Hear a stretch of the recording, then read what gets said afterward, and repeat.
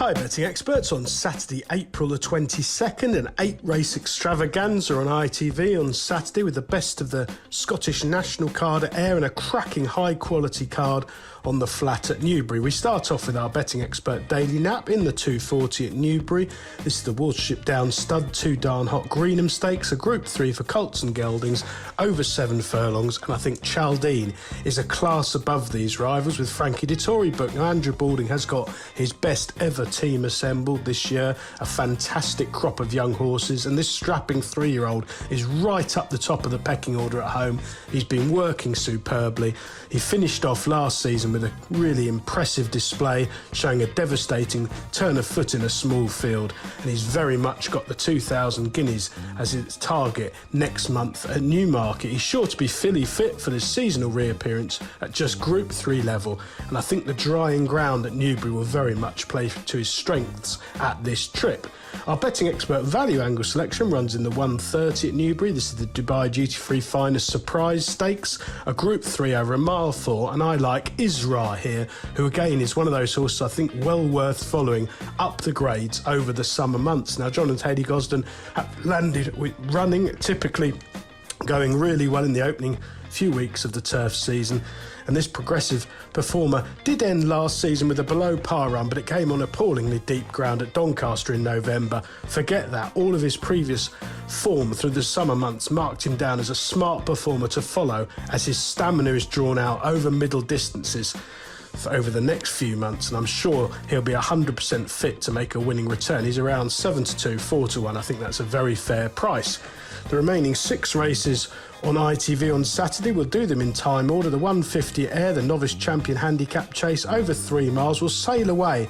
Comes from a yard of Dan Skelton that are in blistering form at the minute. He had a couple of winners at the Cheltenham Festival, had a couple of winners at Aintree. His horses have been running well in victory and defeat, and I think the drying ground conditions could eke out a bit more improvement over this 3-mile trip at Ayr on Saturday. He jumped superbly on pretty quick ground at Warwick last May, and that's what he really needs now. Harry Skelton took a knock earlier in the week and he's missing the ride. I think Bridget's booked and she's perfectly capable, particularly on chasers, getting into a rhythm. I'm expecting a fairly positive ride, and Sail Away's freshness at this stage of the season can count for plenty.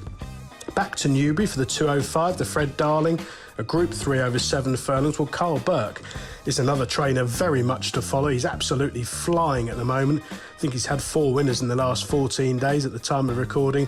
And this Scopy filly, Swing Along, is just the sort to thrive over the next few months for an excellent yard. Now, she's only been running at 6 furlongs so far for Michael O'Callaghan, but I think 7 furlongs will definitely suit her. Her final run last year was in Group 1 company, where I thought she shaped well. She probably overdid things, a stride too fast from the front there, but a more patient ride up to 7 furlongs. Clifford Lee booked. I think she'll go really well. Back to Ayr for the Scottish Champion Hurdle, a 2-mile speed test on drying ground. Well, Milkwood, you have to forgive a poor run last time at Cheltenham, but that came on pretty testing ground. He needs good ground. He's a specialist, excels at this sort of speed track like Ayr on drying ground. Sam Twiston Davis, a very good booking for him. I think he'll do these for speed if he's back on his A game.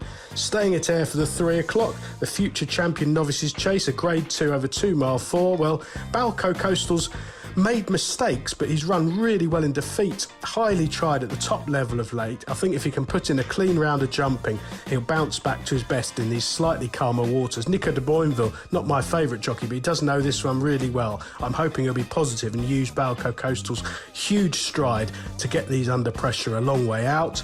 Back to Newbury for the Spring Cup at 3:15. Well, Aussie Banker has been kept really busy by Richard Hughes over the winter months on the all-weather, and he might just have a slight crucial fitness edge over some of these rivals.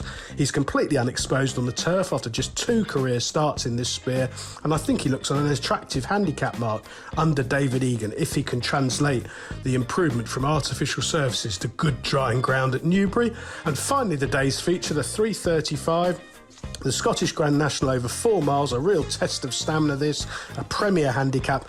I'm looking for a 20-1 chance here, 3 under through 5, who has become very well handicapped after a relatively disappointing season, but I think he's been struggling in winter ground for most of it. He could be just the type to bounce back fresh in the spring over this stamina-sapping trip. He's only run 9 times over fences. There should be some more to come, and Adrian Heskin, a very good booking for a patient ride in what's sure to be a very fast run race.